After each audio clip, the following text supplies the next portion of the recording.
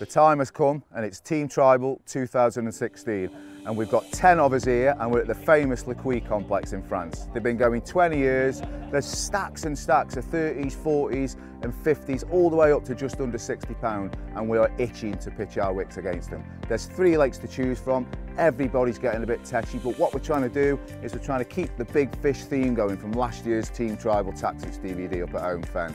So we thought we'd come to quite a prolific complex, hopefully to get loads of bites, show you loads of different tactics, loads of new baits, but everybody is getting a bit tetchy now. We've all been up all night driving, we all want to get on with the draw, we're all a bit nervous, everybody's being a bit cautious and a bit shady and keeping the cards close to the chest. So without further ado, let's get our hand in them balls and pick out those lucky numbers.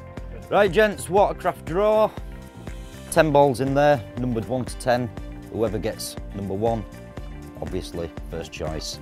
Completely random, take a ball, don't show anybody, just keep the tension, right, and then Bob with the pad, he'll shout out, right, who's got 1, who's got 2, etc, and we can go through it, so keep it going.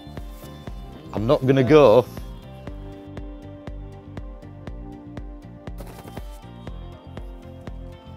Oh! That are all the anglers we didn't want to get number 1. Nameless film, son.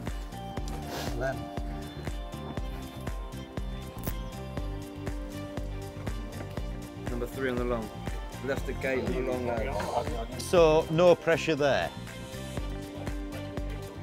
That. Number 2. Oh, first one out. 2 on the old no cup corner.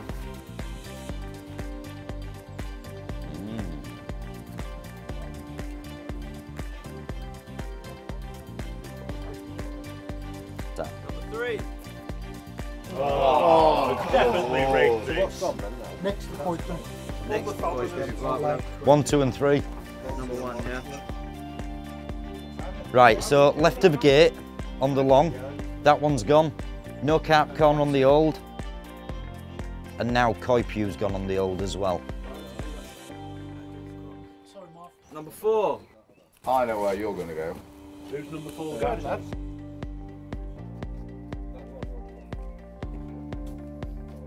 Cheers, Mike. Where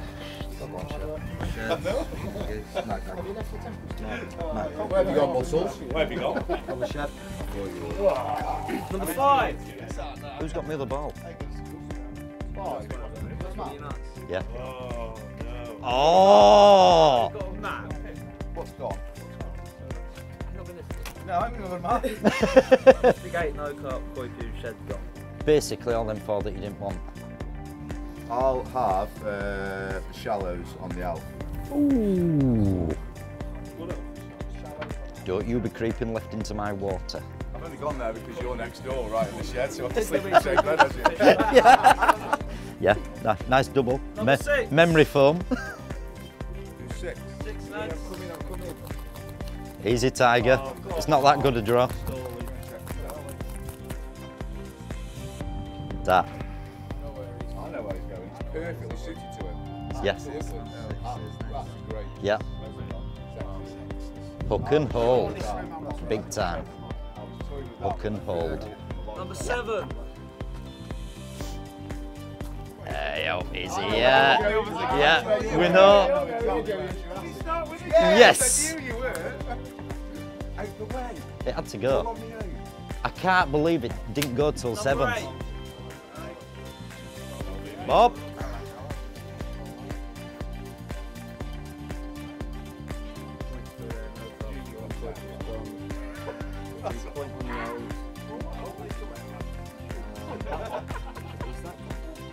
Shed and that's Dave.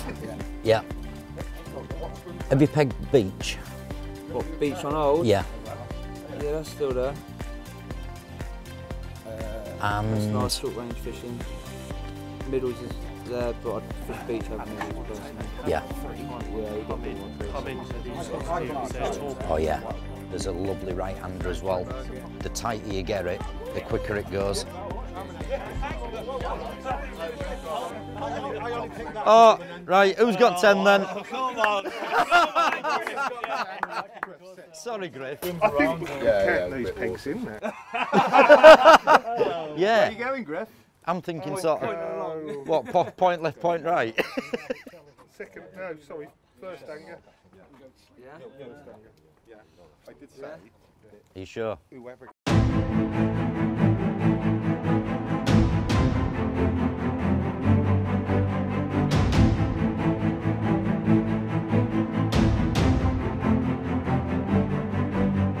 I've come over to Dave's peg, give me a shout.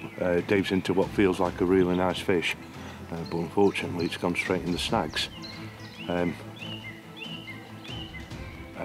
So Dave has asked me to hold the rod and keep the tension to the fish, so hopefully we don't lose it. And unfortunately Dave's had to strip down and get in. I'm afraid to say this is carp fishing, because obviously we've got to fish in some heavy snags, and we don't necessarily want to lose the fish in there. One, because we obviously want to catch it, but two, also it's about fish safety as well.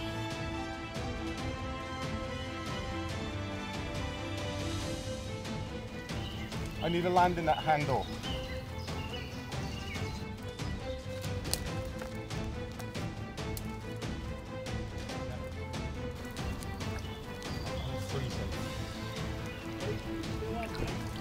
Yeah. I've had a fish,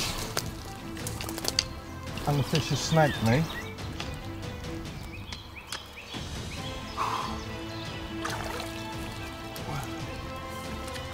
What's that like?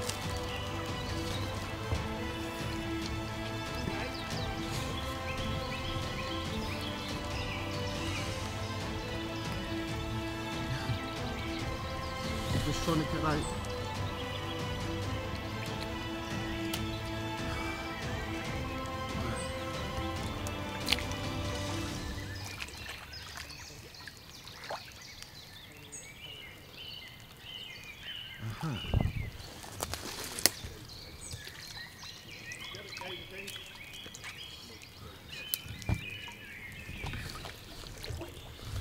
And feel the fish still on, it's kicking.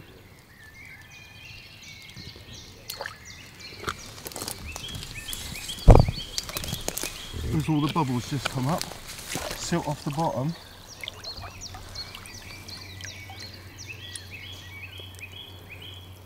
And it's moving.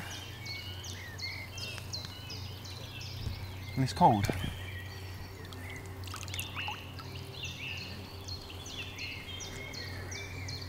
It's moving nice and slowly. I can't feel the fish yet. He's on there though. Bob, wind in a little please. Here he is.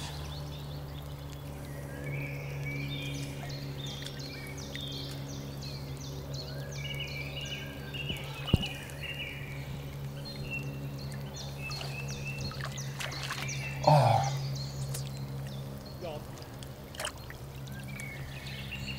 Nightmare.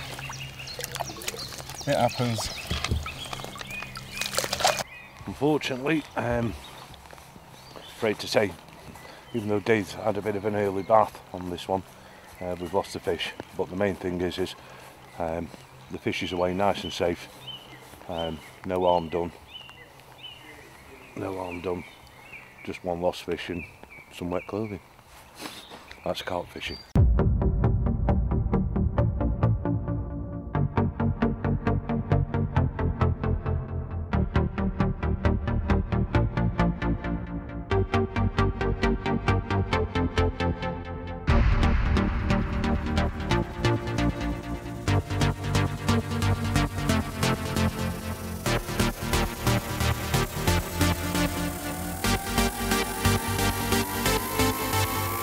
Well, what a difference a day makes, and everybody's fully recovered from the journey. We're all a bit fatigued today. It was a bit of a half-hearted effort to get the rods out. It got quite late, but we're all refueled now. We've all had breakfast. A couple of lads got off the mark, one of them being Marvin. So what we're going to do, we're going to nip over, see what Marvin's had, and start the day with a bang.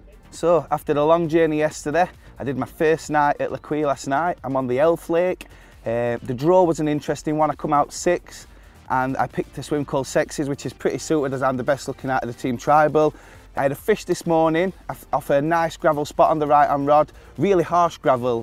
Might be a bit blatant if I were fishing back home, but I thought I'd give it a try. It paid off, and here's the result. A lovely Elf Lake mirror, just over 20 pounds, but lovely nice fish, nice little scale pattern. What a result. Here's the rig that did the damage this morning. It's just a simple wafter rig with one of the new Tiger Nut wafters. I fished on a D-rig with a small size 6 hook, no break in the braid, just so it kicks away from the lead nicely. I've heard one of the other lads has had a fish on the old lake, so let's go and check that out.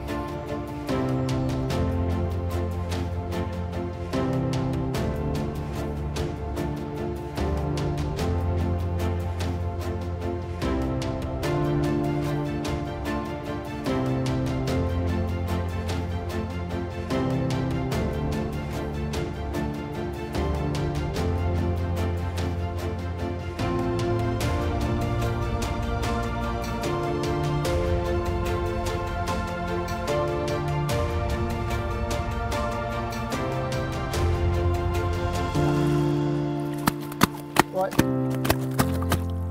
here we are, 35 pound, 12 ounce, taking off a margin spot over the back. Got the rods back at exact same spot, walked over, got a few freebies over the top, and the rod rattled off again. I'll just get this one back and I'll show you the other fish.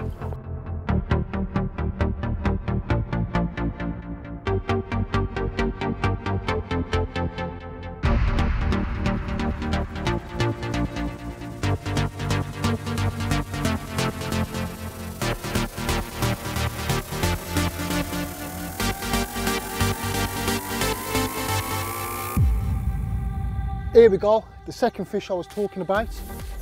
One bleak, rattled straight off. Almost took the rod clean off the pod. 30 pound, a beautiful mirror. It fought like an absolute demon under the tips. TX9's more than equipped to handle it. Here she is, beautiful. I'll just get this back. There's a bit of sun out. Hopefully have some more.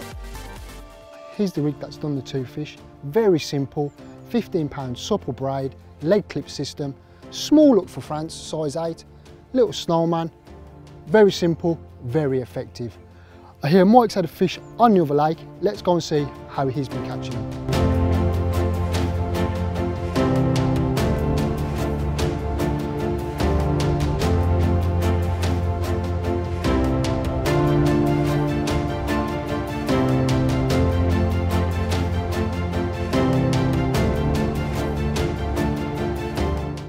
This is the shed peg on the long.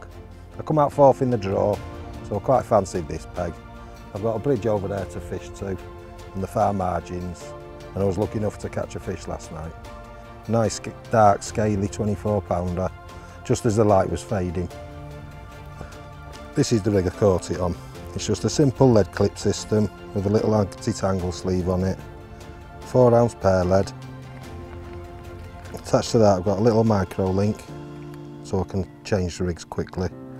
A little anti-tangle sleeve. I've got 25 pound jelly wire, straight through to a size 5 trapper. A little thinking angler's hook ring swivel on it, and a simple wafter. I usually just put a small stick on it, just the length of the hook, just to make sure it's 100% not tangled when it's on the bottom. And that's it, seems to be working. I've heard that Alan Danu is over on the river having a chuck, so let's go and see what he's up to.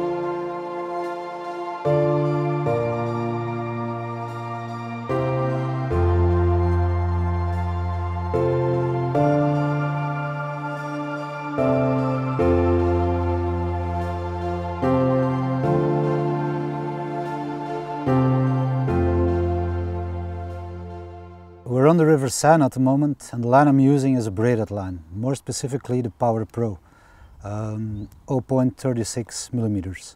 It's a line I'm using a lot. At Rainbow, for example, I'm using the even bigger than the 0.36, I'm using the 0.41.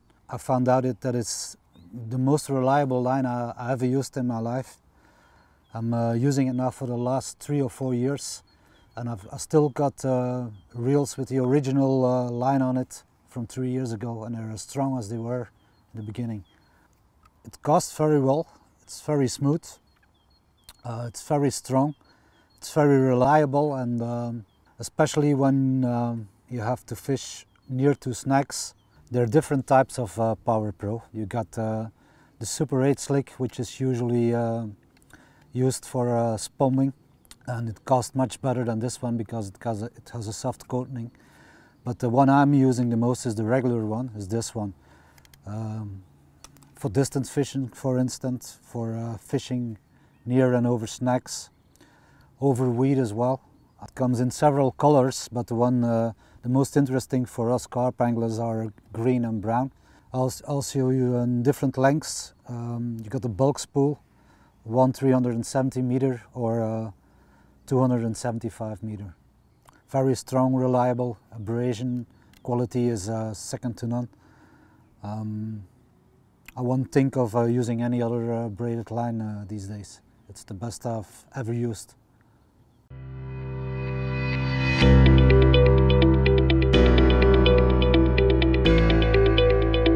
Well, good morning and welcome to day 2, and this is probably the most important fish of the week for me. It's the first one, and yesterday I tried really hard and thought I should have got a bite, and I was messing around with different depths on zigs, and then I found a little shallow plateau just to the right. It's like a bar that runs away from the bank, and it's 6 foot on top, and it was probably 20 degrees yesterday, so I put one on there, and I'm surprised it didn't go till this morning.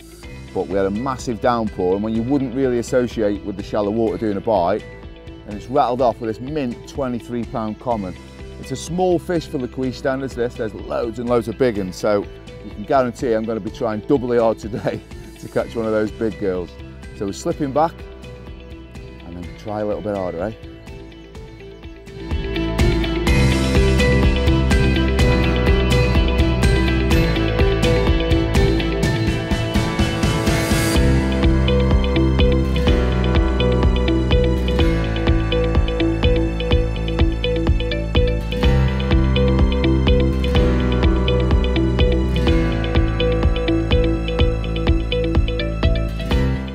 Talk you through the rig that's got me off the mark on the second morning. So we'll start at the bottom and the business end. We've got a Dynamite red ammo wafter, and just above that, by about 10 mil, I've got a little BB shot. Now I like that, just that distance from the bait, just so it can move around a bit, and it actually keeps the hook flat on the bottom, so it's almost like a KD setup. In fact, it is tied as a KD. So it just keeps the hook flat, everything's wafting around, it makes that hook bait a lot lighter. So when the fish are browsing around and picking the odd bait up, this is going to fly in the back of the mouth really quickly. Got a size 5 beak point hook, which is the perfect size to match up with the size of the bait. Quite a longish hair, again, to give the rig a bit of movement. And you'll notice there, it's a very soft coated braid, and it's about 12 to 15 inches long. And I like a longer rig, and I like that especially when I'm boilie fishing. So I'm scattering baits with a stick, I'm getting the fish to move, pick one up, right itself, move, and this rig really does age. You almost want to give them enough rope to hang themselves, so a longer rig when boilie fishing is always my first port of call. A couple of blobs of tungsten putty there just to keep it all pinned down. You can see how it's very heavy. Little sleeve over a quick link so it makes changing the rig easy when I've sort of caught a fish. Standard lead clip that can eject the lead. There's quite a few snags and sort of I'm fishing on top or just over the back of this little gravel seam on a bar, so I want the lead off. I don't want anything to be able to snag me up.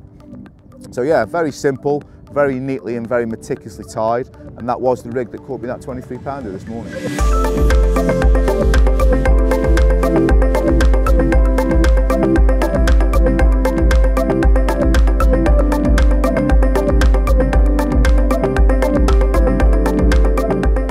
Here it is, guys, the new Shimano Ultegra 14,000 XTD, the reel you've all been talking about and the reel you all can't wait to get your hands on. Right, this is it. There might look like there's a bit of synergy to the old Ultegra 14,000 XTC, but that's where it ends. The first thing, you've all been waiting for Shimano to do it, is a full black reel. So as you can see, everything has been changed. All at the back, black handle, black spool caps, everything. Black line guard.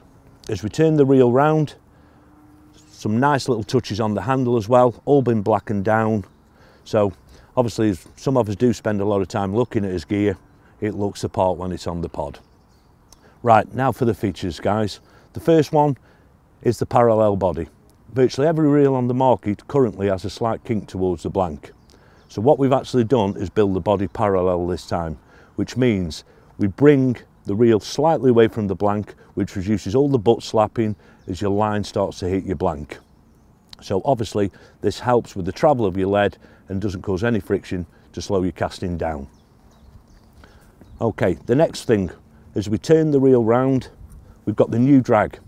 Okay, so one full turn from 12 o'clock back round to 12 o'clock, you've got a full slack spool system. One full turn back round and then you're back into your drag.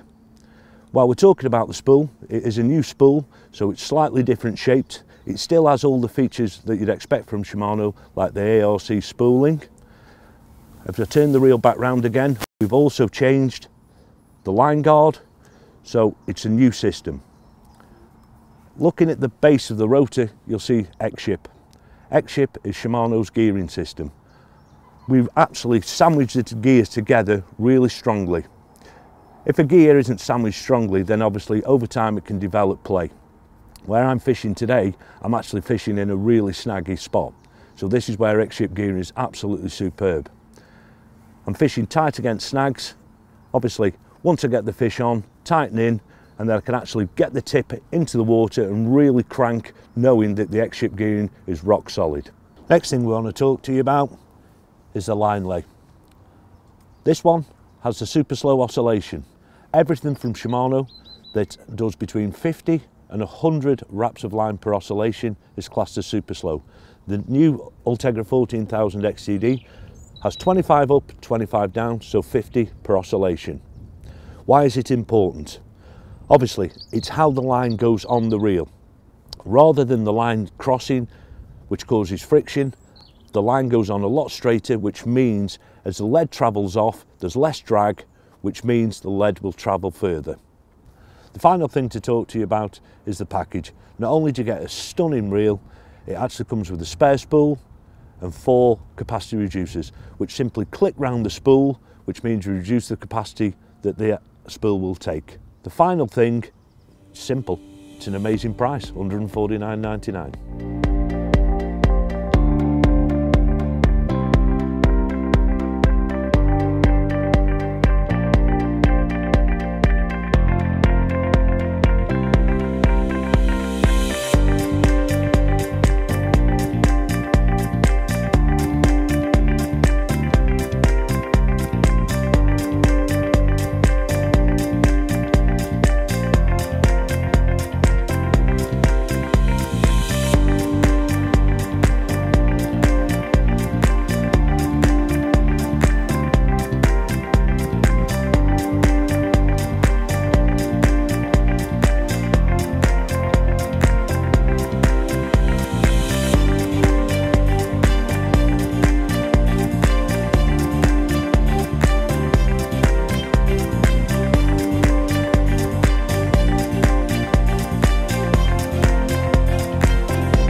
Middle of the afternoon, the right hand rod's gone again and got this little cracker. Not your average French fish, nice little scrappy scaly one. Bit of a surprise opportunist bite, to be honest. Most of the bites have been just as it's gone dark and early hours of the morning. Nice to catch one in the middle of the afternoon.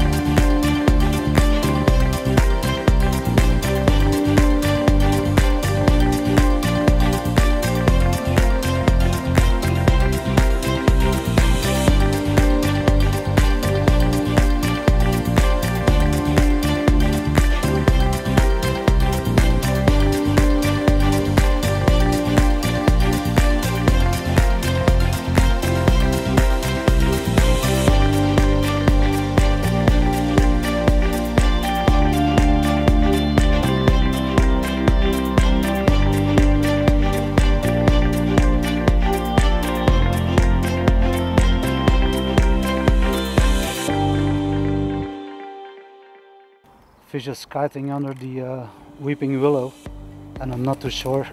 There might be a few snacks over there, so I have to be very carefully.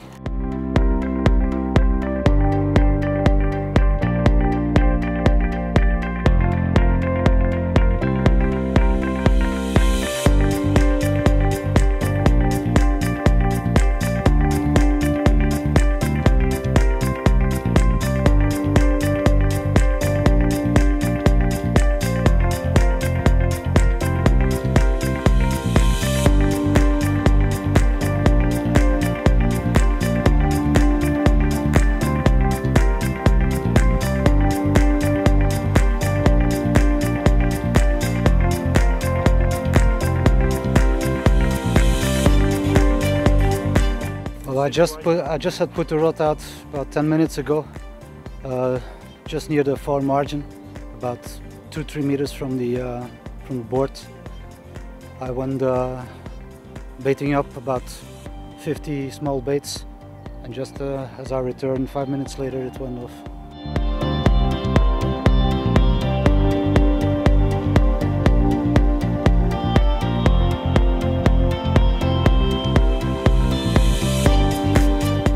24 pounds, 5 minutes after casting out, Monday evening.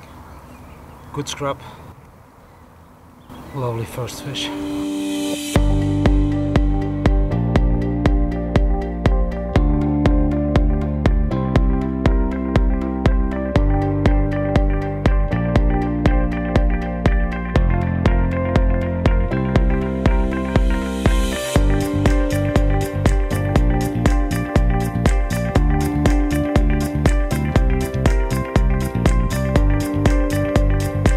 I moved from the river and joined the tribal team on Le Cuit. I'm off the mark with the first fish, and I will explain the rig I caught it on. The rig is made from Power Pro, the same as I use as the line on the reels. The hook is a very sharp Ace, number 4. It's connected with a quick link swivel, finished off with some silicone. Very basic really. And liner. That's the rig that got me that fish. Hopefully there'll be more to follow.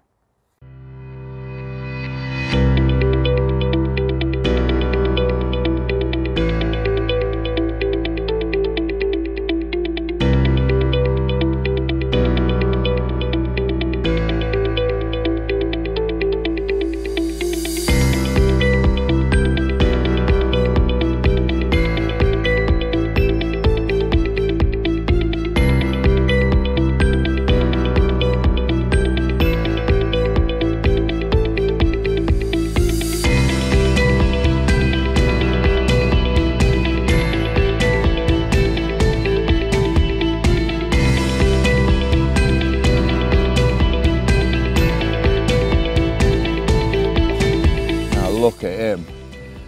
I don't think I've ever worked so hard in the last couple of days in my fishing, certainly in Europe, but the persistence has paid off. And I've really flirted the zigs around in different areas where I've seen signs of fish. I've played around with the depths, I've played around with the mix, so at certain times of the day when the sun's out I've gone higher up in the layers. I had him on a 6-footer, so quite low in 15-foot of water, but I knew that there was a potential bite on the cards. I just didn't think it would take 2 days to get it. So he's 36 pounds, 2 ounces, absolutely mint common. And it was more than welcome, let me tell you. I did think it would be slightly easier than it has been, but all the bites are really hard work, but they mean all the more when you get them. He's a cracker. Let's slip him back.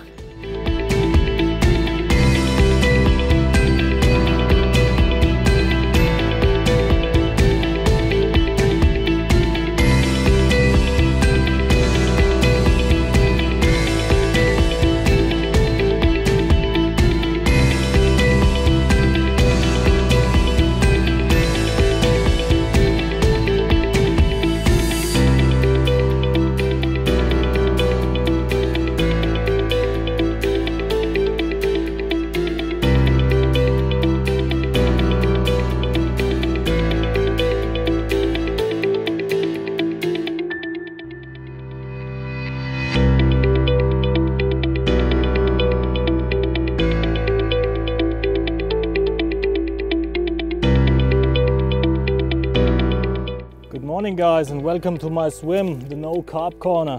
Really quiet the last few days, no action, no fish there. But now, this morning, 5:15, some bleeps get me out of the sleep. How about that? Nice 38-pound common carp directly in front of a tree. It was a good fight. He still has much power. The bait I use is the white chocolate in 15 and 20 mil. Throw it out with a stick on a big area and place the hook direct in front of the tree. The fish seem to like it. Very heavy.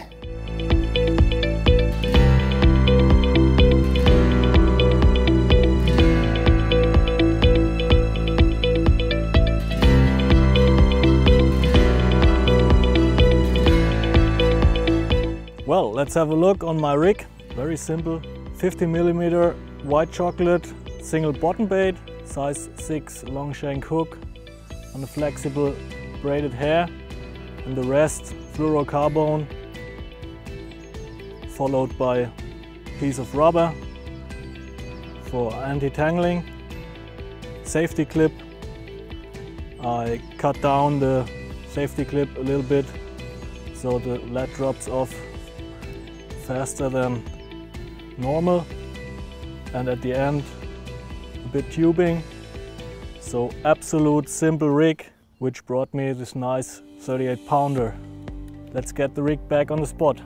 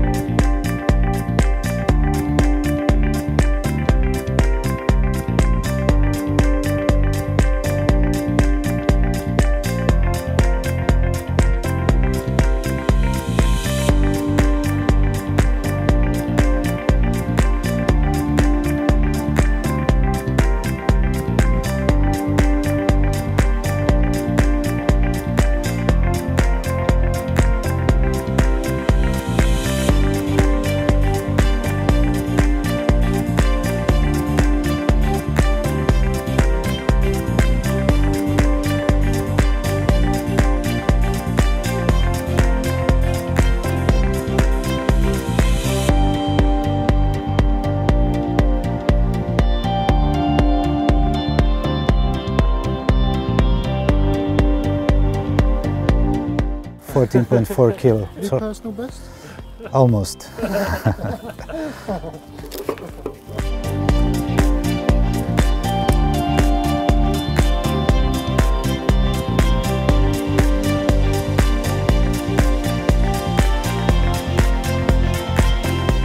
I have to go home earlier, but luckily just one more fish before packing up.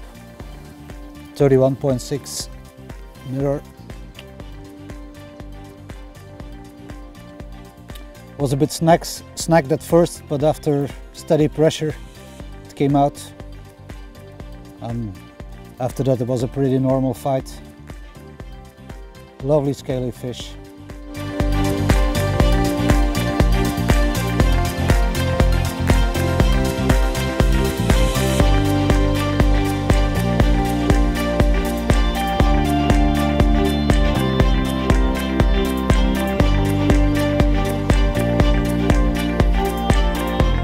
Well, it's Tuesday morning on the Elf Lake. I'm still in Sexes for the time being. We've struggled over the past couple of days, to be honest. I had the one fish that you saw at the beginning of the DVD, but other than that, it's been very quiet. So I spent a bit of time walking around the Long Lake, the back of the Elf Lake, looking for any stalking opportunities, anywhere where I could just sneak off and try nicking a quick bite. I've baited a few areas, so hopefully we might be able to shoot off at a different point and maybe film some stalking. But at the minute, I've just been basically watching the water like a hawk, seeing what I can see. And I noticed a couple of fish showing right on the far margin. all down this side, all the way down to Tongswim, which is the other end of the lake. So I decided, instead of fishing the 52 yard spot that I was fishing, I've decided to cast over 19 wraps to the far margin, and it paid off in the end. I had a couple of fish this morning just before first light, which was really nice. One's a 20-pound mirror and the other is a 22-pound mirror. Really nice, high-shouldered one is a 22. I've been lucky to catch a few fish. I'm on 3 fish now. Got 4 nights to go, so bring on the big girls.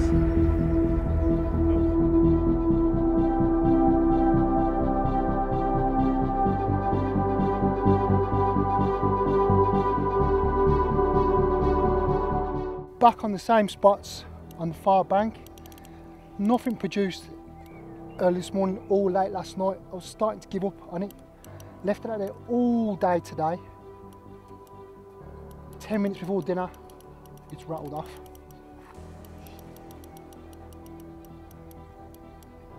So sometimes you just have to stick to your spots, and eventually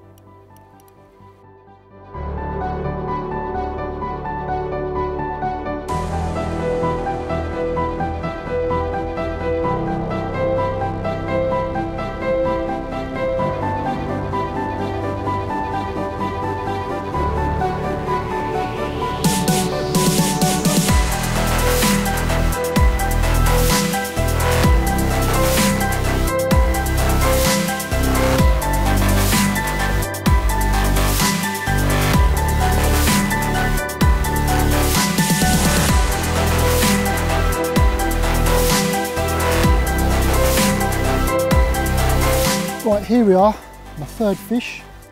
I've not had a fish for 24 hours. I got a 2nd rod onto the margin. I was only fishing 1 when I first started. Now I've got 2 on the margin. This was off my 2nd rod that I put out there. Taking on the Dynamite Source pop-up. I've been casting over onto the far bank, placing my hook links down into the margin, and placing them down, and sprinkling a bit of a boiler clump over the top. Just before tea, 5 to 5, this one rattles off, just as I was about to wind in. Bonus fish. If I'd winded in 10 minutes earlier, I wouldn't have had it. But let's get it back. It's low 20, 23, 24. Get it back and try and get another one before the dusk.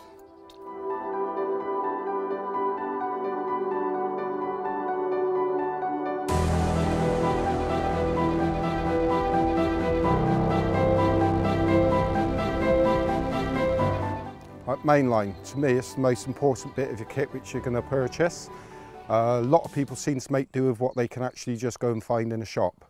Now, your mainline is your direct contact with the fish. There's loads of ways we need to look after it. There's lots of things we can do.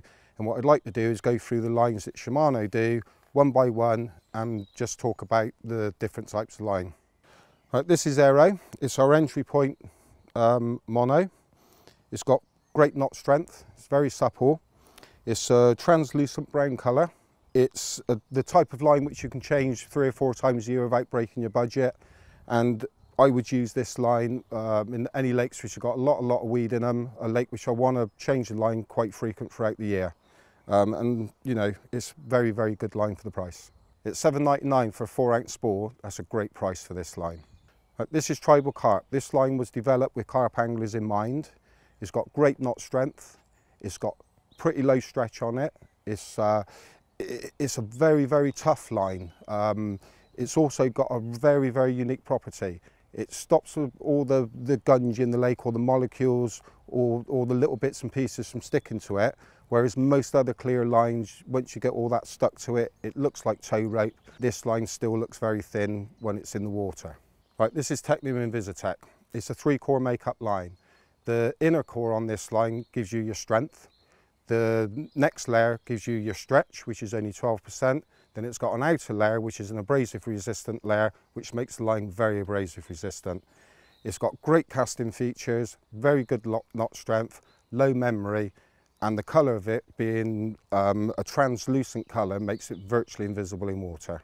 Right, this is Aero Fluorocarbon. This is not made of copolymers like your mono lines are. This is made of a PVDF, which is a true thermoplastic. Therefore, it behaves different to mono line. The aerofluorocarbon is a great casting line. It's very, very supple and got superb knot strength. Also, the abrasive resistance on fluorocarbon lines are far greater than what they are on mono lines. There are a few different things with this line that you've got to take a little bit of care with. With mono line, when you actually spool it up, you're best off soaking it in warm water for a few hours. With fluorocarbon, you need to soak it in cool water. The other thing about fluorocarbon, it's very important that it's cleaned. After every session, just run a rag on your line, reel through a rag and keep it nice and clean. Get all the grit off of it.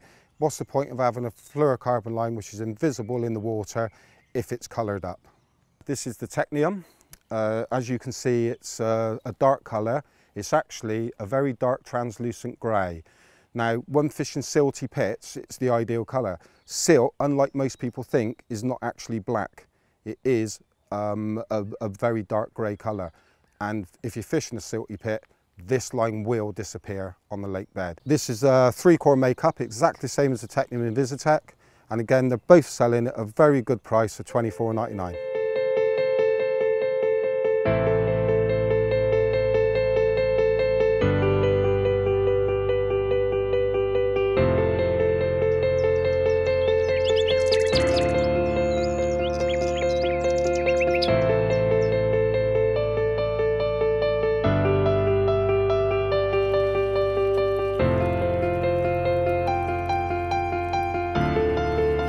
Been fishing hard for the last few days, but I've persevered on my spots, kept trickling the bait in on a regular basis. And I'm glad to say, last night in the early hours of the morning, my middle rod ripped off and produced my first fish of the session, which is lovely, stunning little 26-pound mirror.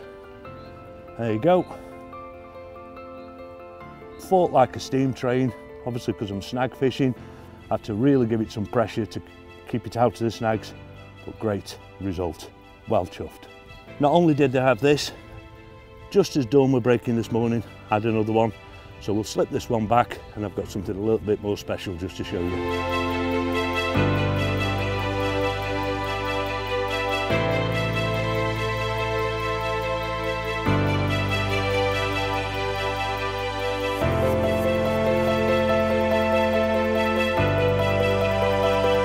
Well, I did say something a bit more special. 7 o'clock this morning, my right-hand rod absolutely ripped off at a great, like a steam train, amazing. Rod fully round, fish tight against the snags. Really hard fight. I had to really pump this fish out of the snags. But it just shows if you persevere and you keep the bait going in, then obviously you're going to get the rewards. And it's rewarded me with a stunning 39-pound 4-ounce mirror carp. As I said, stunning 39-pound 4-ounce bar of gold in the form of a nice mirror carp.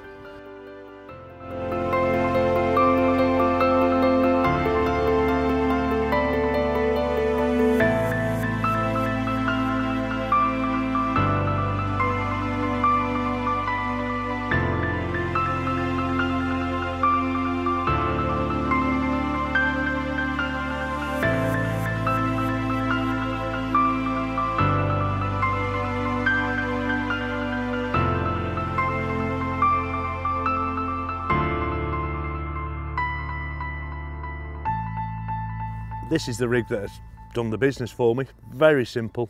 Tubing down to a standard leg clip system. It's got a quick change swivel.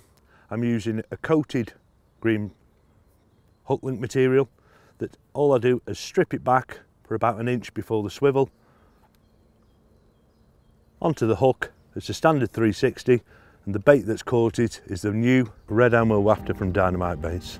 It sounds like tongues into one on the opposite bank. Right, here we go. You'll notice that it's a slightly different swim because it's a different lake. And within half an hour, I've got a bite.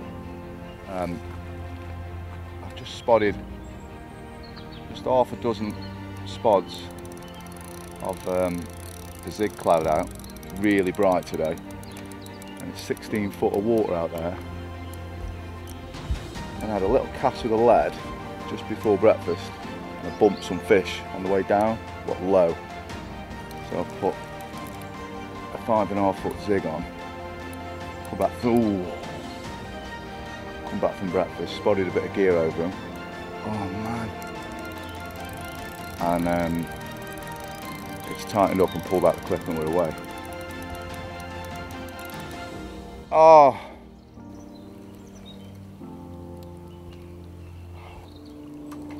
Let's come off.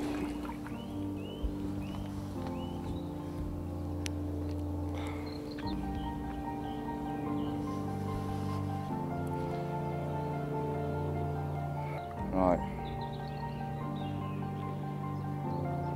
Broken man.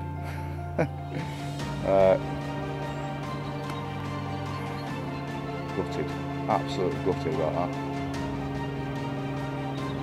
But what we're going to do is we're going to put all 3 out on zigs straight away. For some reason the lead wasn't off.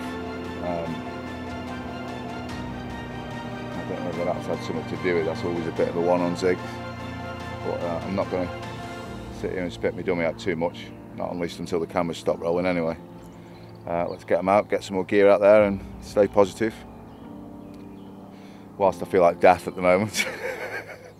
So yeah, let's get them all back out and see what we can do. See if we can get one in on the zigs. But it's prime today, bright sun, really, really perfect. They're not as high up as I thought they would be. They're quite low down.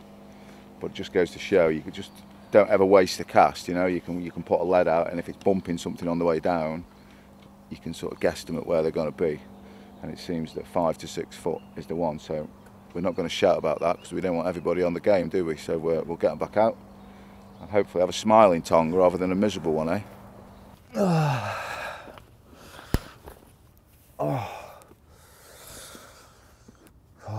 Dark times.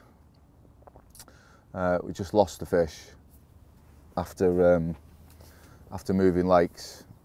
I'm absolutely gutted, but I'm going to stay positive. I feel a million times better being on this lake. To be fair, this is the lake I wanted to be on, but I came out midway through the draw and I started on the Alf Lake, which was a good swim, the shallows, but I was getting 1 bite a day. So we're sort of halfway through the week, just over halfway through the week now. And I seem to be getting a bite every evening between 7 and 10 p.m. off the shallow plateau to the right, which is about 6 foot on the top. And I've really, really tried. I've fished really hard and I've found some lovely spots out in open water that they've obviously been fed on. You know, there's patches of gravel that I'm fishing on that are the size of this bivvy. All around is soft, and that is like bullet rock hard gravel. It's really rattling the rod as you're pulling the lead over it. And I think that they're clear for a reason. Fish have fed on them. And it's very, very apparent that they're sort of straight in line with the horizon markers that are the most pronounced. So the sort of top to the biggest tree, and that's obviously what everybody aims for when they go in that swim. But I've been up the side margin where the snags are, and there's a lot of fish in those snags. Now they've trimmed a few of the snags around the Bailiffs area away, which used to be quite a lot of sanctuary for the fish, but now that area to the right of the shallows is the main sort of bulk of the snags now, and there's fish in and out of them, but they're so tight in that even having a rod on the edge of the canopy, which is probably a rod and a half to 2 rod lengths away from the bank, which is 15 foot of water, that I don't think, yeah, you would be closer to the fish than fishing in open water, but they're right under there, and they're under there for the reason. They're safe. They know they're safe under there. So, but I fished hard and I got a few bites from the shallows, but then Batesy he had a fish out of open water, and every time I kind of wandered over, which is the shallows is 30 yards behind where I've moved to now, which is Coipio on the old lake, I would see signs of fish in open water, and I haven't seen any signs whatsoever on the Alf Lake, and I was just itching to get in. And Batesy said last night, he said, well, his banker rod is the rod off the stump to the left, and there's sort of 2 swims here in Coipio. So he said, I'll fish the margin, and you come and fish open water here. So I didn't need asking twice. So 7:30 in the morning, I'm knocking on his bivvy saying, come on, chop chop, let's have you moved out. And he's very kindly let me have open water. So I had a little cast around with a braid and a bare lead just before breakfast, just to sort of see what the bottom was like. and it's going down, and it's going down on a tight line, and it's sort of gone bump, bump, bump, and I've hit a few fish, and then the lead's cracked down on the bottom. So I reckon they were sort of 5 to 6 foot off the bottom. So we've gone up for breakfast, shot back, and then I've got a zig out straight away at 6 foot, and I've put some. We've got some Zig Cloud, the 2 different flavours of Zig Cloud, some of the maize that they're allowing us to use at the Quay, a few little pellets, and I just wanted something that would flutter down quite slowly. I didn't want it hanging up on the top. I use a lot of hemp oil, and it really creates a slick, which is great when you're fishing zigs 2-3 foot under the surface, but I wanted a mix that went down pretty quickly. So, and literally probably 5 minutes after I'd spotted, it was away. So to get a bite so quickly, I thought, I've cracked it. You know, there's some good anglers, we're all fishing differently with different methods and different tactics, and the place isn't rocking. So for the Quay standards, the whole complex isn't fishing particularly well. We haven't got the reasons why. It's just one of those moody weeks, I think. The weather's been quite stable. It's not been so 20 degrees in the day and 1 degree at night where you've got that massive temperature drop that knocks the fishing. We haven't had loads of rain for a few days. So, but it's getting better. People are getting more bites from around the complex. So I think it's about to kick. And it's worth noting, it's a mental thing in France. 7 days is a long time to be on the bank. So you've just got to stay positive and think, well, you know, it only takes 1 bite. There's lots of 40 and 50 pound carp in these lakes. So you do fish on, you try and be positive and you try and take a positive from a negative, which is what I'm trying to do here. Even though I want to cry and punch myself in the face because I've lost the fish. So my plan now is, hopefully, we seem to see a few on here in the evening, in front of here in open water. So I think I'm definitely going to leave 2 on zigs, low down. I'm not going to go high up on the basis of what I felt with the lead when it was going through the layers. And I will. Batesy had a bite out of this swim on the bottom in the evening last night, so I'm certainly going to fish 1 on the bottom because any of the spod mix that doesn't get eaten on the way down, because there's so many little particles in there, if it falls on the bottom, that's your spot for the night. So I'm fishing, at the minute, I'm fishing all 3 at 60 yards. The spod's obviously clipped up at 60 yards, and I'm trickling bait in sort of 6 spods every hour. That's how I'm going to do it now. I'm just going to read the water slightly. You know, you fish on, you fish equally as hard as you do in England, and I don't really change my tactics when I come to France. I fish exactly the same. I give the fish the respect and the credit that they deserve, because this complex is a day ticket complex in France. It's the same as going to somewhere like Linear in England, where there's a constant turnover of anglers, and these fish are accustomed to that many lines in the water. So at times they will seem ridiculously easy to catch, but then other times, and obviously this is one of those times, they can be choosy and they can sit off the bottom and they can easily hide away. So, but they're definitely showing at night. You're not seeing loads in the day, but then they seem to come alive at night. So we're going to keep on. I'll probably stay up quite late tonight and just see if I can pinpoint where they are. Now I've got quite a chunk of open water where I think they're sitting, because there's nobody in the 2 swims opposite. I can plan my attack, and hopefully we will have some more positive news to report on.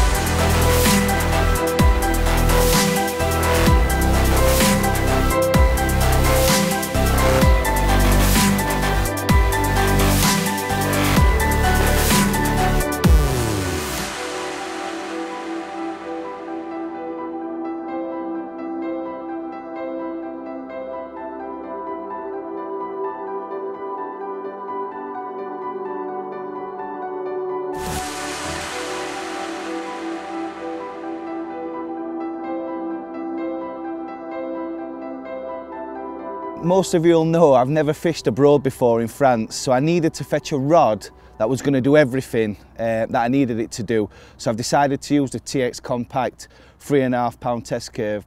It's a 12-foot rod, but it comes in 4 pieces. So like I say, everybody knows I'm into moving around, stalking, really mobile, so the 4 pieces collapses down, so it's really portable. I can whack it on a barra and it's not sticking all over, it's not poking out of any trees, so that's one benefit of it. The other benefit of it, it's got plenty of backbone, so when I'm fishing bags, big leads, if I need to cast a little bit further, I can do that as well. I've been fishing on the far margin, and when the fish have been kiting down on a tight line, I've really had to crank down, and it's got such a lovely progressive action, which is unusual for a rod that has 4 pieces. Normally you get the odd flat spot, but this is a through progressive action, and it's enabled me to tease the fish away from the snags down this margin, so it's come really in handy for what I needed. If we can just have a quick look at the build quality of the rod, if you look how thick the carbon is on the walls of the rod and how thick the spigot is, that continues from the butt section all the way up to the top. You may notice as well there is a little collar in between. That is put there to give you a continuous blank look. Instead of a spigot there, etc. Doesn't look appealing. If you've got them collars in, it just looks like any other cart rod. If we just take a look at the guides, we've got a 50mm butt ring down to a 16mm tip, which is perfect for casting, obviously, because you don't get the line frap. And also if you're fishing in weed, you've got a nice big tip ring to stop any weed clocking up. And also a nice little thing, if you look down the blank from the butt right down to the tip, we've picked particular rings that make sure you can see all the way through. Some rods ringing's a little bit different, but we've got one straight through which will aid your casting. There's 3 rods in the range, all 12 foot, starting at the 2.75 test curve, a £3 test curve and a 3.5 test curve. They start at $99.99 per rod. These are going to feature in a lot of my fishing over the next few years, and they can do exactly the same as any 2-piece rod.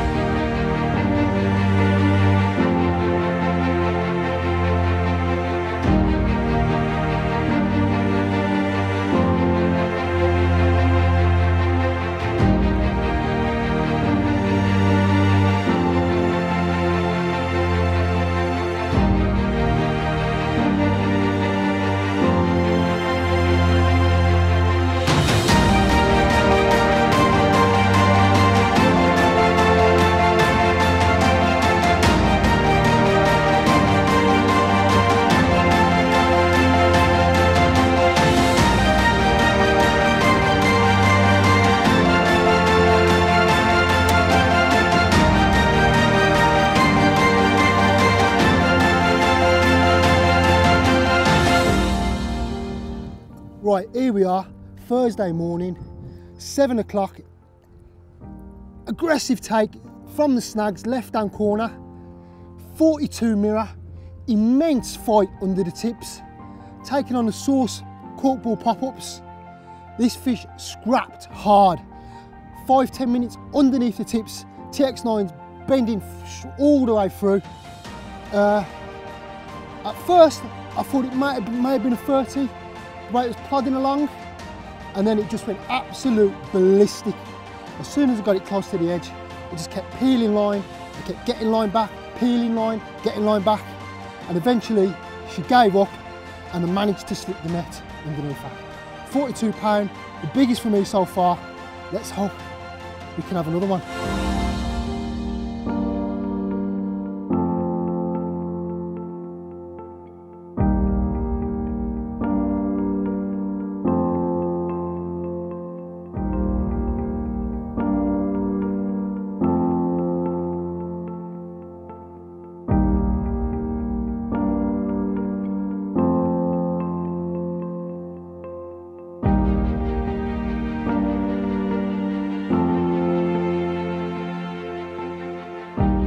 Tenth out the draw, didn't get the best of swims over on Elf, did 3 nights without a touch, so made a move and moved over onto Long Lake. Picked up a bit last night and had a few. This being the biggest at £39 12 ounce. Picked up on a Source hard hooker, 18mm. Literally moved the bobbin an inch, picked up. Felt like it was into something, bit of weed or something, tickled it out and came into the net. Well, let me take you through the rig that I caught this one on. I'm fishing slightly different to everyone else, where Still got the rig tubing, but we've got this little flying back lead that's buffered by a bead just above that, and an inline lead, just because I feel that you're more direct to the fish when it's picking the lead up, but also that lead just simply comes off, slides back. So if you do get a fish pick up the lead and shake, that lead's easily going to just drop off, and it's just got a free line straight to the fish's mouth. Now the actual rig itself, I'll start off with, it's some of that material that's got a fluorocarbon through the middle, so it's a stiff material, but if you can see the very end where it's taken out, it's very supple. So there's a lot of hook movement.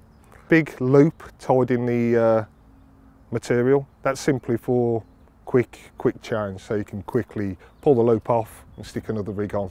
And a little bit of putty to cover the knot.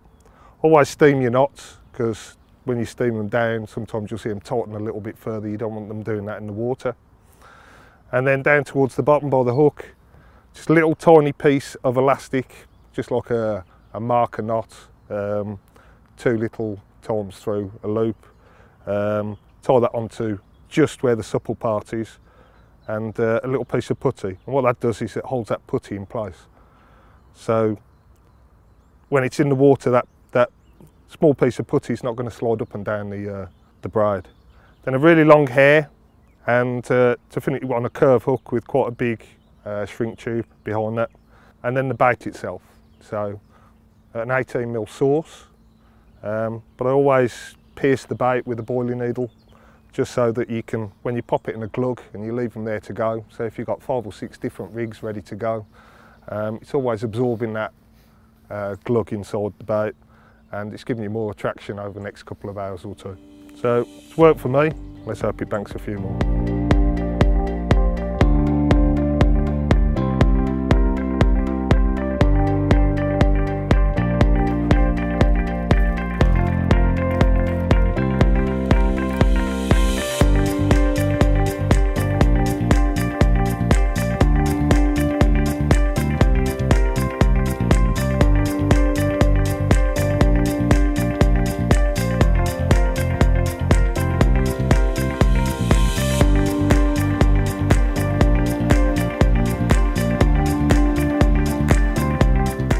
This feels a better fish.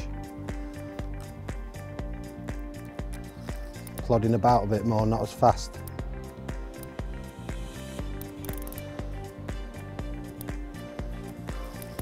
Just slow and dogged and heavy. A better fish.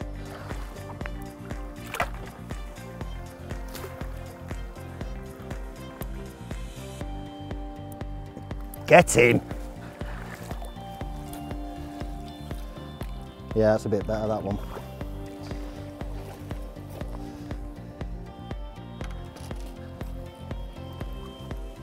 Lovely fish, that. Upper 30, but maybe scrape a 40.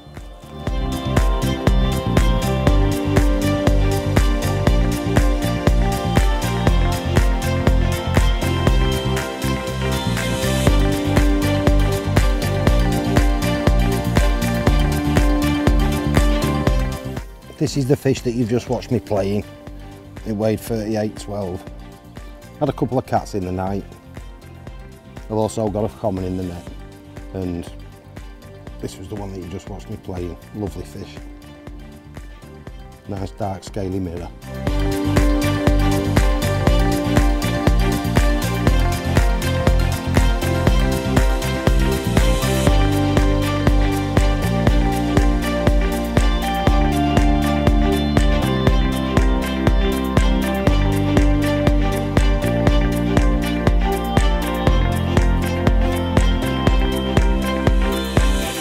This is my second fish of the morning. I caught it on my left hand rod. Lovely scale, perfect common. Caught on a sauce wafter. Look at that. Cracking looking fish.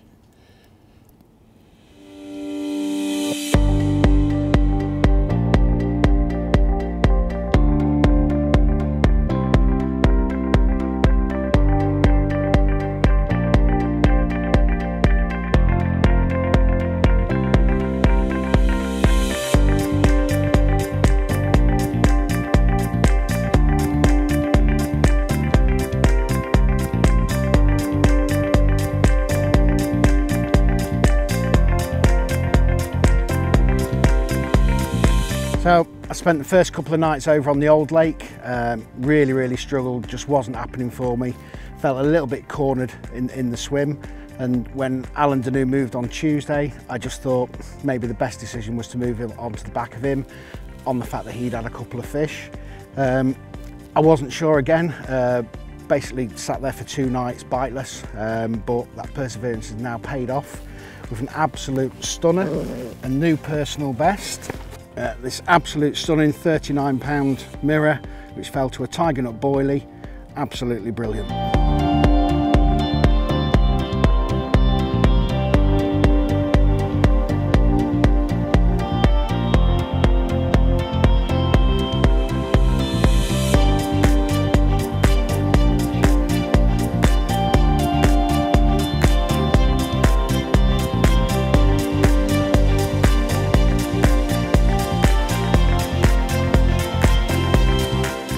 Well, came 8th out of the draw, decided to come onto the old lake and I picked the point swim.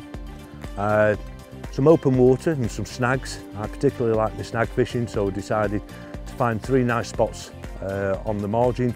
Very snaggy, but really liked the look of them and they looked totally carpy, so thought, yeah, these are the swims for me. First couple of days, really hard going, but I've just persevered. Kept putting the bait in, regular intervals, every hour, hour and a half, small amounts, just keeping it plopping in there, keeping the sound going in, obviously to draw them out onto the rigs. After a couple of days of really inclement weather, the weather stabilised and the fish started to appear in the swim, and was lucky enough to open my account with a nice 26.5 mirror. Then the same day I had an absolutely clonking 39.4 mirror. Real hard fighting fish. It was a real battle to get it out of the snags and get it into the net, but I managed it. I've still got a couple of nights to go, so hopefully there'll be a chance for some of the big girls to have graced the net for us. But I've been really lucky today. I've had an absolutely stunning 26.5 common, and I've finished the day absolutely stunning 35.4 mirror.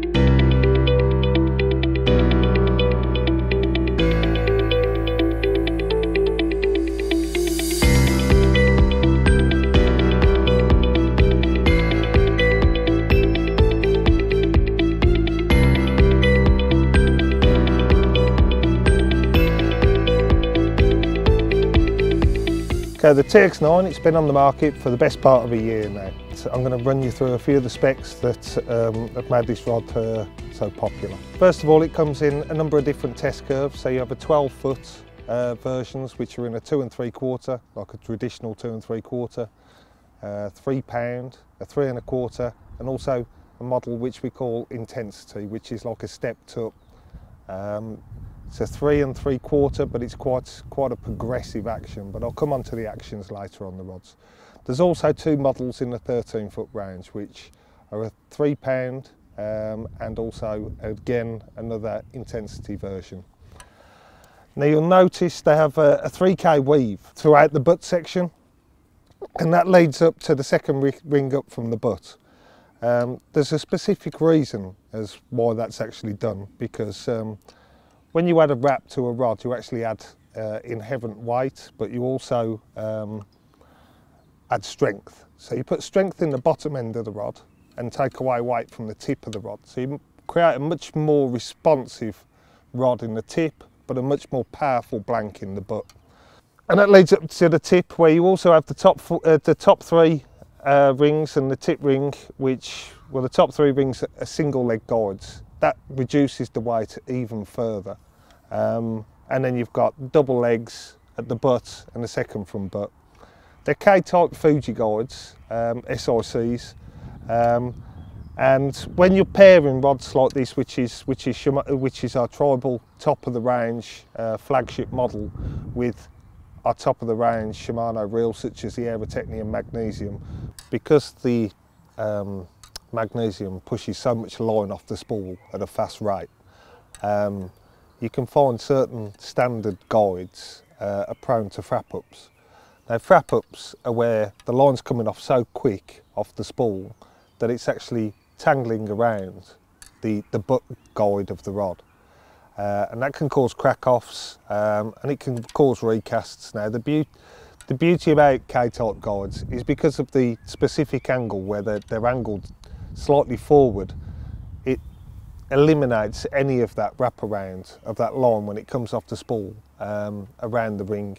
So you always get in a perfect cast. Now I tend to find that happens more frequently when you're casting bags or heavy leads, because you're getting a spring of line off the spool on a heavy cast.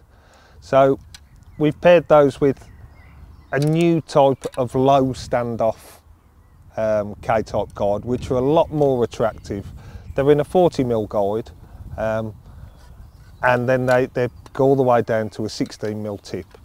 You'll also notice as you look throughout the rod as well that it's the only rod that we do with a skinny Duplon handle. It's a traditional shape and all in vogue at the minute.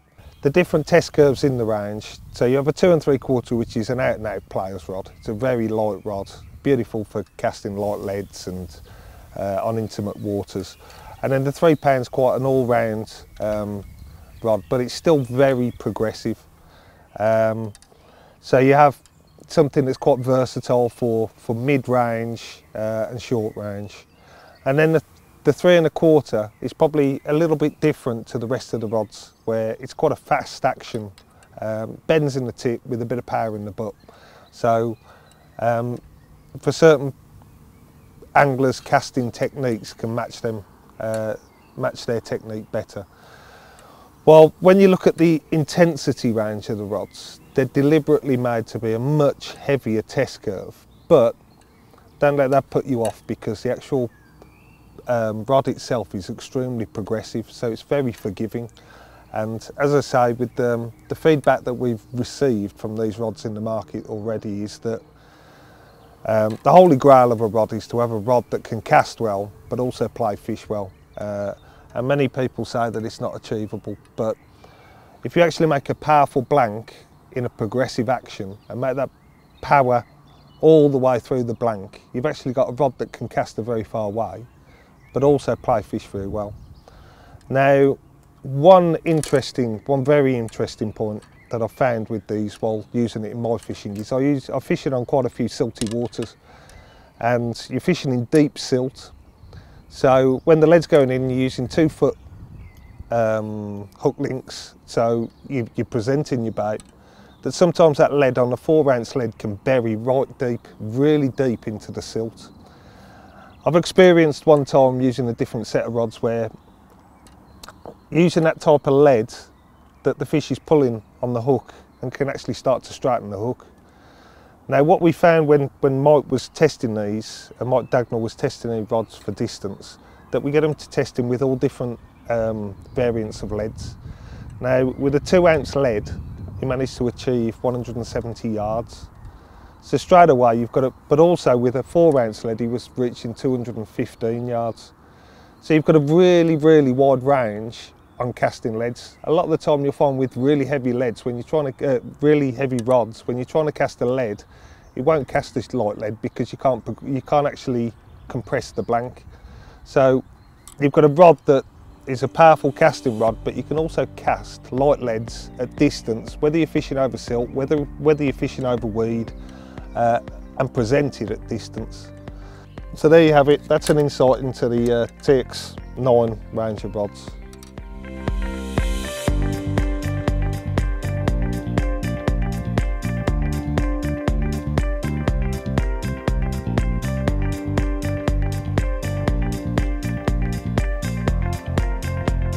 I'm going to talk you through the zig mix that I've used here at Le Quay. Now, it's a double-edged sword using zigs, or with the ingredients that you put into them, because whatever doesn't get eaten on the way down can get eaten on the bottom, and that can be the spot for your nighttime fishing, which that is how I fish with 2 of the rods. So my main ingredients, due to some of the fishery rules, are 4 components.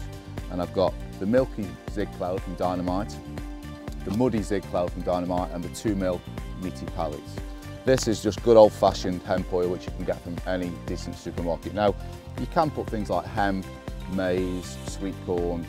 They sink at varying degrees of speed through the water column. So again, whatever doesn't get eaten on the way down, that's your spot for the night. So there's no right or wrong way to make this up. There's no, I don't have any magic formula. I just pour the mix in dry, mix it all together dry, because I like all the little particles that are in the mixes and the pellets to all form together before I add the water and the hemp oil.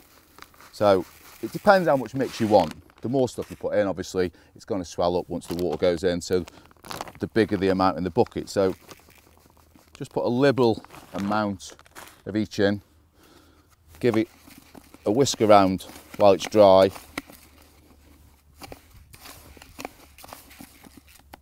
and then just add some lake water. Again, the lake water and the amount you add all depends on the consistency that you want the mix. If you want it really, really sloppy, which is what you tend to fish when the zigs are higher up, so 2-3 foot from the surface, you can almost make it like liquid, and you can put things like condensed milk in, basically anything that will attract the fish in. That's quite wet, that mix. And again, I think it's the OCD thing in me. You don't want it all going over your back, or certainly I don't, so I make it a lot stiffer. And because I was fishing 6 foot zigs in 15 foot of water, I wanted the mix to go down quite quickly. So I didn't want it all dispersing in the top few feet. So I made it quite firm, almost like a ground bait, just so it would fall quicker than hang up in the layers. Again, the hemp oil, you can't overdo the hemp oil. And what you tend to get with that is that creates the massive slick. And also you get little globules of it that will fall down in the column. But you can use salmon oil, nod oil. Again, your imagination is the only thing that will stop whatever mix you want to make. But I tend to keep it simple, because the more components you start putting in it, you don't really know what's caused the mix to work in the first place. So that's getting somewhere near now. So what we'll do is we'll drop some of that in a tank and show you the effect it has on the water.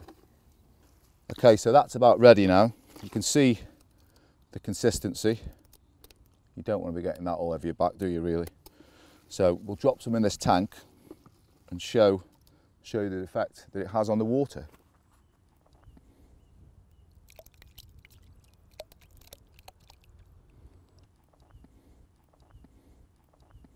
Just look at what it's done to that tank. So you've got the cloudiness is the ground bait instantly that's dispersing throughout, but you've got all those little particles now that have fallen at different stages, and depending on how deep the lake is you're fishing, they'll continue to fall, and the hemp oil just draws them in. It really does draw them in. And as you can see, because of the little particles that are in these mixes from dynamite, anything that doesn't get nailed on the way down falls on the bottom. So if you've got a mix like this with hemp, bigger pellets, corn, maggots, anything really is down to your imagination. That is your spot for the night, and that's all I've been doing. So I've been fishing at 20 wraps on the zigs, and then at night 20 wraps on the bottom. So just put a boilie over the top, or a bit of anything that's going to match that mix. So it's a bit of a double-edged sword really. And as you can see, you can't see anything in the tank anymore, so the mix has done its job.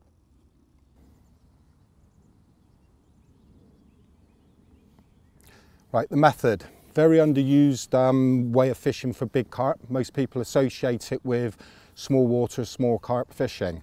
But in the right hands, it can be totally devastating. Use the right mix and you can catch a lot of big carp on it. I'll show you the mix that I generally use for this. To start with, I use 2 base ingredients. The first one's going to be the Dynamite GLM. This is full of fish meals, small ground up pellets, but a really good sticky base mix. So I use 50% of this. I'll then use 50% of the halibut method mix. Again, this has got small pellets inside of it. It's ground up halibut and fish meals. 50% of that. To add to this, I like to add just a little bit of a few different products. I like some bigger particles in with there. So I'll start off with a little bit of maize. Not too much maize.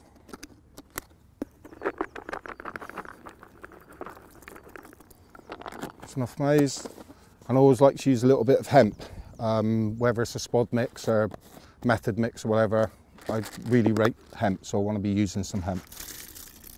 Again, about the same amount as what I did with the maize.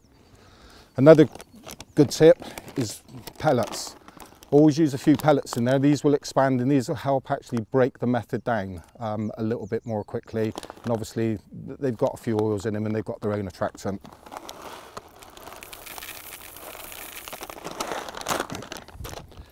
And last but not least, some type of liquid for this. So I'm going to use the red ammo liquid. I'm going to put a fair bit of this in.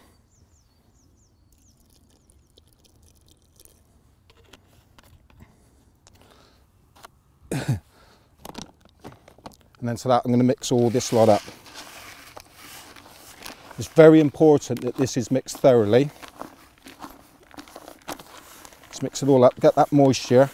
I'm not looking for a sloppy wet mix, I'm looking for something which when I squeeze together will actually stay in the shape of my hand. I mean, something like that. You might want to add just a slight drop more water to that.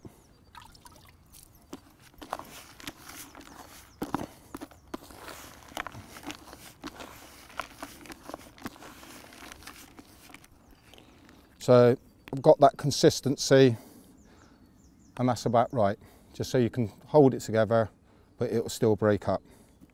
Before I put the hook bait on and fill my method feeder with this stuff, I'll show you a nice little trick that I've done. I went to Belgium going back many years ago, maybe it's 15 years now, and I've come across this nice little lake that was all being fished by these Belgian guys, and found out very quickly that the bait did, the water did need a lot of bait to fish. I didn't have much bait with me. I had 5 kilos of boilies, some stick mixes, a little bit of ingredients that you see in front of you now. So what I decided to do was to make loads of little method balls, but something a little bit different. So I got my PVA stock in. I put in some of my mix, which I'm going to use for the method. And I also put 1 boilie in. Squash that down to make it quite tight. Manipulated the boilie so it's gone on into the middle of me mix that I've got here.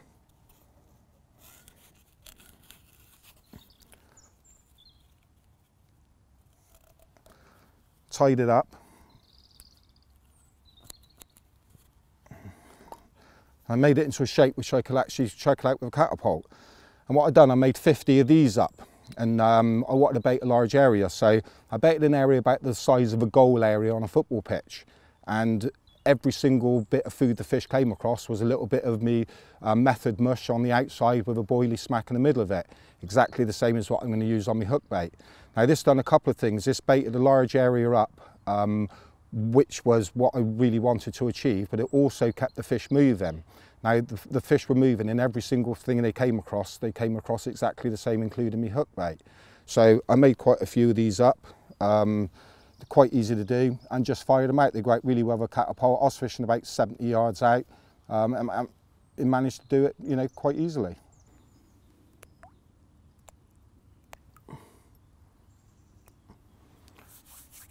Right, it's got no knot on the hook, so the hook will actually just slide up and down the hook link material. For this, I've used a heavy hook link material, so I want it to really hug the bottom if I can. So I'll put the boilie on.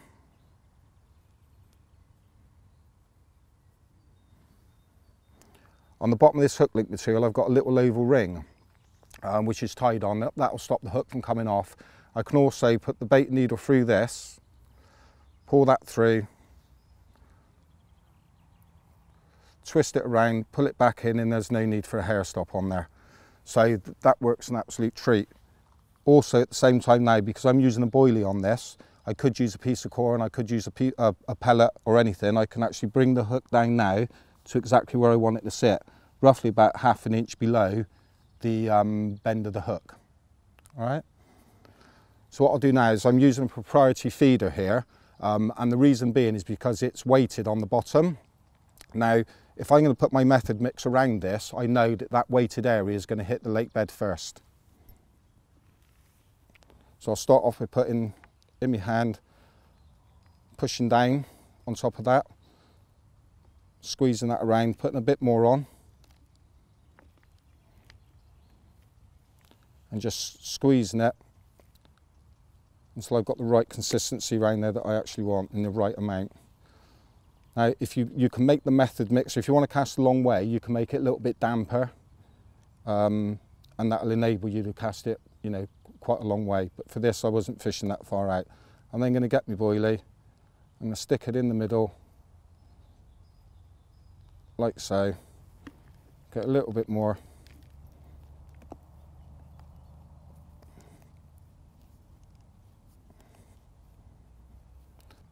Right, I'm now ready to cast this out, so I'll put this in the tank to emulate what I would do out on the lake. As you can see, the balls of bait which I put in there a few minutes ago are now all broken down, all nice.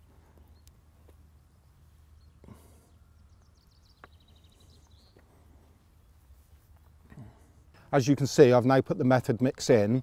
It's now broken down and it's exactly the same situation as the free offerings I put out. This, with this being over quite a large area, then it creates more competitiveness for the fish. And being more competitive, they will actually make mistakes a lot easier, therefore enabling you to catch them a lot quicker. I'm going to show you recently a tactic that's been doing really well for me.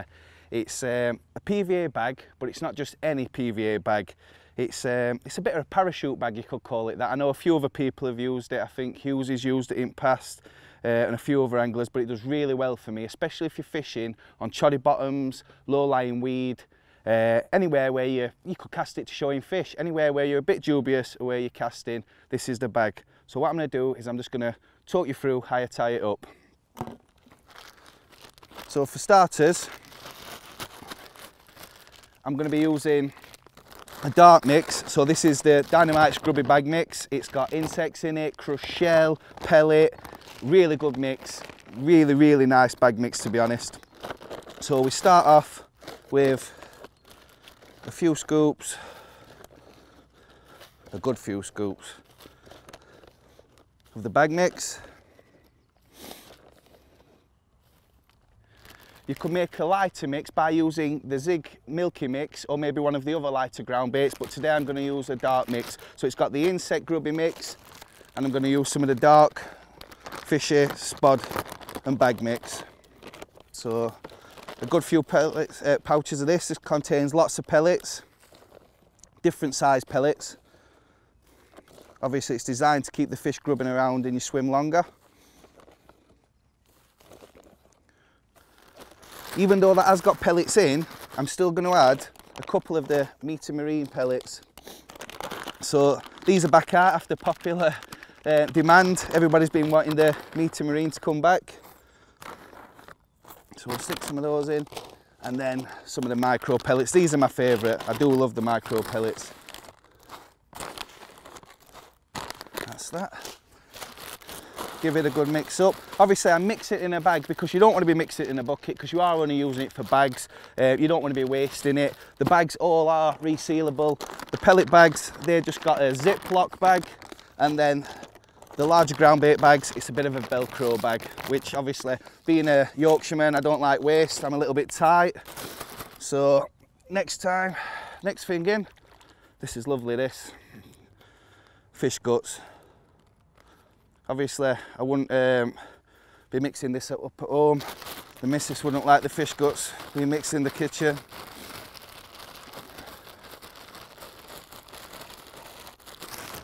It smells lovely, that. I'm also going to add a little bit, it might be a bit of sweet and sour, but I'm also going to add a bit of the Tiger Nut rehydration liquid. This gives off a lovely slick and just adds a different dimension to the mix.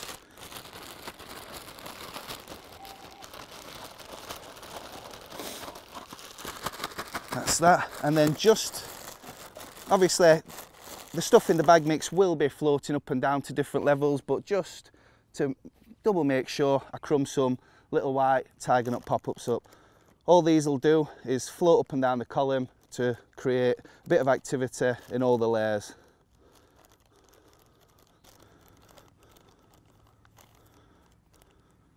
So there's the lovely bag mix. As you can see, loads of different pellets, different ground baits, different textures, different smells, absolutely lovely. Now let's make a bag up. So you need a small solid bag. It doesn't work with the stocking, it needs to be solid because you need to keep a bit of air in it. So what we're going to do is I'm going to drop my tiger nut wafter into the bottom of the bag. Hopefully if it goes there. I'll just nick it somewhere down there, as you can see. And then fill up the bag.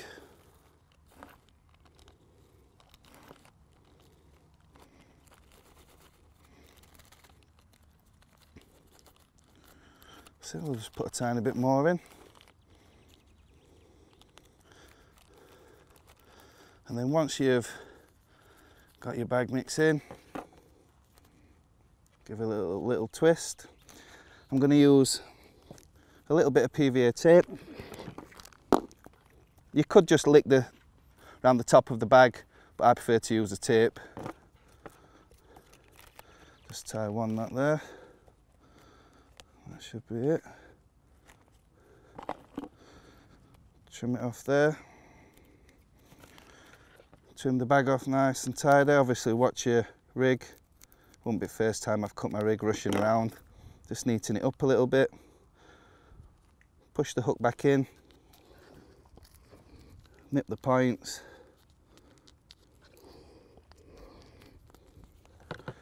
And there you go. Parachute bag ready to go. That's the finished rig, and let's show it how it works.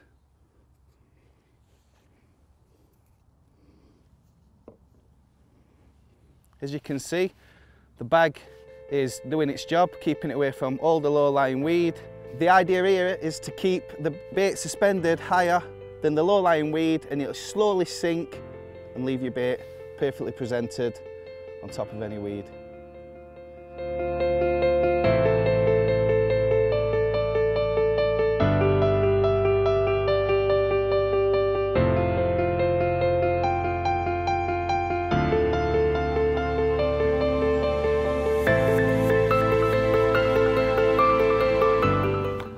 Well, it's been a tricky week for me at Le Quay. As usual, came last out the draw, 10th. So the peg that I looked at choosing at the last few that were left was the first hanger on Elf. After 3 unproductive days and not seeing many fish there, I decided to get up and move. Had a quick walk around the long lake, spotted 2 fish in the margin. And that was it for me. It sort of made up my mind that I needed to move and get somewhere where there was a few fish in front of me. So moving on round to the long, after seeing those 2 fish, I had a little drop around with the lead in the margins, and it looked really tidy, where it came very short. You had like 2 foot just under the water coming out from the bank, and then just a clear drop off. It's like a brick wall, just goes all the way around this lake. Which we've noticed a lot of the fish have been coming out to margins. Without a doubt, those fish are going to be patrolling those margins.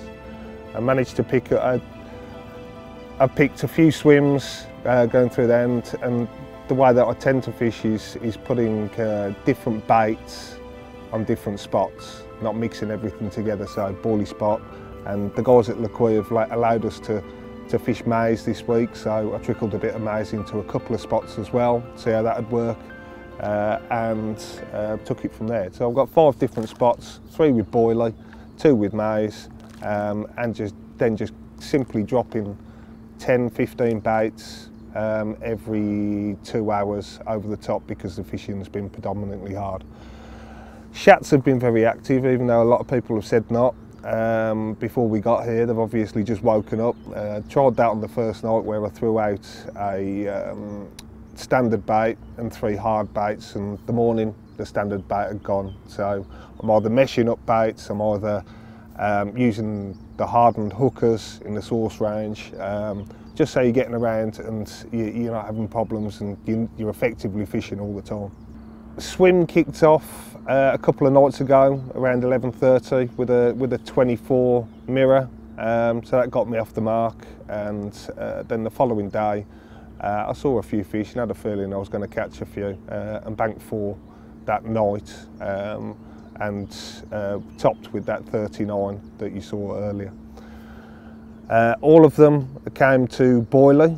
So it's quite interesting that even you can use a high vis, a bait that's not regularly used on the fishery, that the boilie still outfishes, still outfished the maize, but I guess the fish on the swim, the fish on the complex recognise what a boilie is because they see it all the time. After having those fish on the bank, I decided to put a bit more bait in, try and hold those fish in the bay because they're obviously down there. Which I think was actually a bad move. After winding in the morning, most of the baits had been obviously, even though they're hardened hooker baits, they've obviously been pecked away by the shats, so they're very active in the swim, which has probably pushed the fish out. And Mr. Dagnall's moved from the swim next to me, and I think that's allowed the fish to move out of the swim. Even though I've got the lines dotted down on the bottom, backleaded, so the back lead's in the middle of the lake, actually trying to force that line down as far down as you can to the contour of the lake bed so the fish can swim in and out, and you're not seeing the lines come straight through the swim. But it looks like the fish have moved up and round the corner, but so at the minute I'm trying to pick up a bite here and there, so but it only takes one fish and let's see how it goes, and there's still a night left.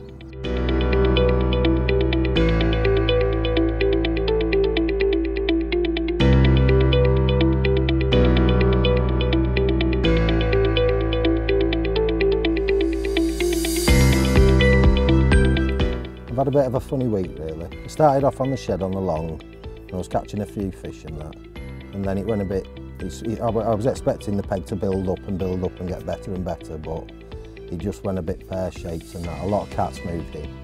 There was a lot of cat activity in the night, so I've decided to move off the long lake and jump onto the old lake now, and Ralph was fishing here so I've moved in behind him. He's gone now, and I found a nice tree margin over the far corner there, and one about probably halfway up the bank, and the lads here have let us use maize this week, so I've put probably half a kilo of maize in with about 20 boilies on my right hand rod. The middle rod over towards the big tree in the middle, I put 1.5 kilos of maize and about half a kilo of boilies, and I put an open water spot where I've just been trickling baiting over the top. And after a couple of hours my right hand rod went down the corner and I've had a nice 35-pound mirror, and then 4 o'clock in the morning my rod over to the middle snag, that rattled off and I've had a 38-pound mirror, so I'm quite happy. I think it was the right thing to move. I feel as though that other peg I'd got the best out of it really. So I'm going to refeed my pegs now and put my rods back on the spots, and got one more night left, Big Fish Friday as they call it, so let's hope it lives up to its name.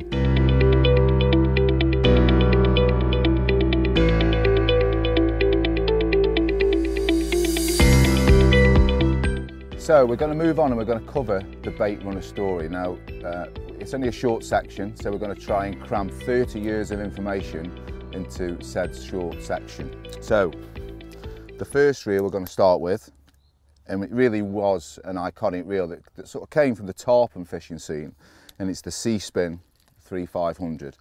Now, very weirdly, as I reel this, the technology isn't anywhere near that it is today, but at the time, in the mid-80s, when we went from fishing with Mitchell 300s or Cardinal 55s or 57s, this was just a revolution. The spool seemed bigger, it seemed easier to cast, and you look back and we were casting probably 60 yards, but we thought we were casting to the moon and back.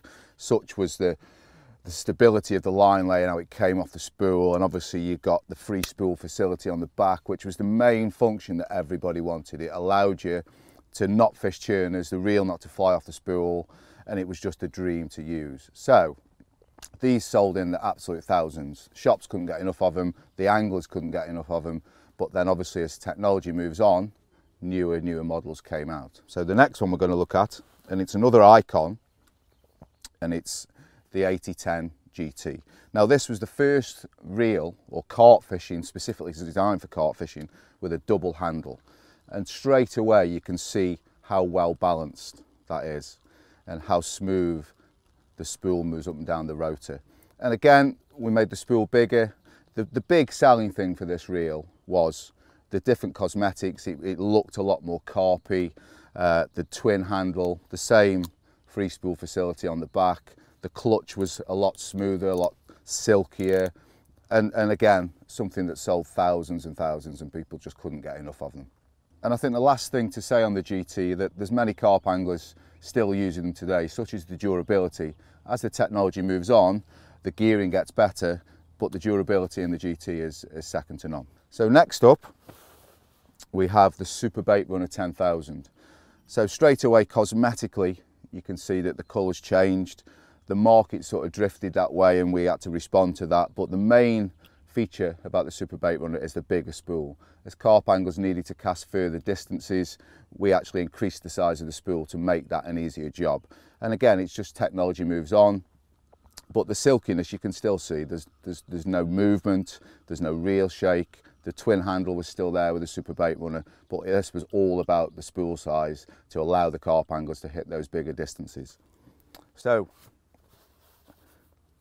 following on from that is the XTR Super Bait Runner. Now you can see cosmetically, I love this reel because this was my next stage up from the GTs. I like the shimmery scene to it. I think it looks really nice. The Super Bait Runner, the facility was there. The bigger spools, these were made in a 6, an 8 and a 10. So not only were the 10s with the larger spools the same as the old Super Bait Runners, geared at the anglers hitting bigger distances, we took on board the feedback about anglers wanting a stalker rod and a reel and a floater rod and a reel. So something like a 6,000 and a 2-pound floater rod, this reel will be so well balanced with that, it was just a joy to use. Again, the same twin handle, silky smooth, the clutches were the same, the free spool. This reel really did have everything. So we're coming up to the modern day now, and this is the DL Bait Runner. Again, feedback was listened to, that not every carp angler out there can afford a top-end bait runner or the price of a top-end bait runner. So we responded to that and we bought the DL out. Now this, don't think that because this is a lower price reel that the gearing is the same inside. Everything's the same. It's a twin handled reel, same free spool facility on the back, silky clutch, really beautiful reel. But we responded to public feedback, and these have been a real success for Shimano over the last couple of years. So to finish, and it's a personal favourite of mine, is the X-Aero. Now in 2015 I don't think I used the big pit more than 3 or 4 times, because this actually did everything that I needed to do. A slightly larger spool meant that I could cast this over 100 yards.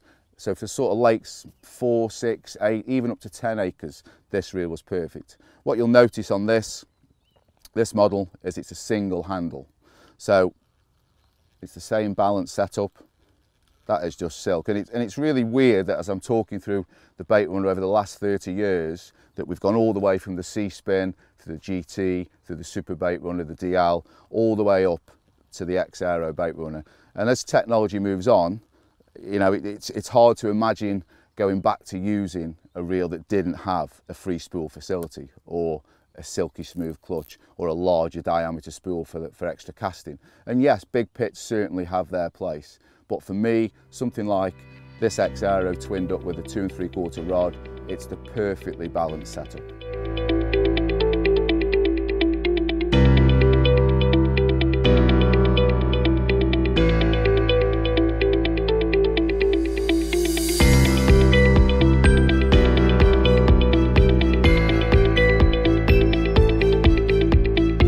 End of the DVD, and we've had a great time here at the Quay. We'd just like to thank Bernie and Todd for allowing us the use of their great complex, for Bob and Croc for all the hospitality, and what a way to finish. Nick, 416 PB Mirror, thank you very much, the Quay. Thank you for watching, and we'll see you next year in 2017.